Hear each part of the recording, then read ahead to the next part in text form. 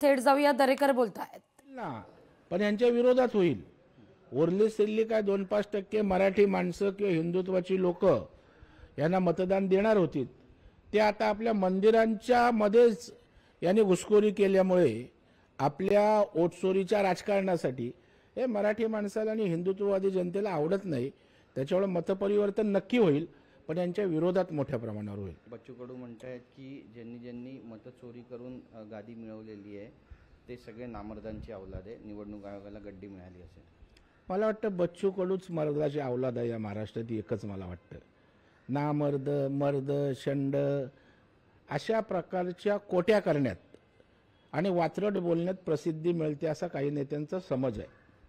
त्याला आधार लागत नाही, पुरावा लागत नाही.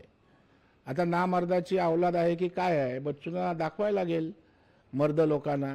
त्यासाठी बच्चूंनी चॅलेंज स्वीकारावं. मग मर्द आहेत की नामर्द आहेत आम्ही दाखवून देतो.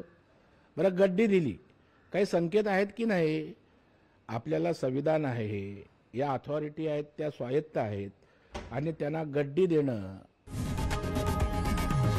लोकशाही मराठी ऐका, पहा, जागरूक रहा.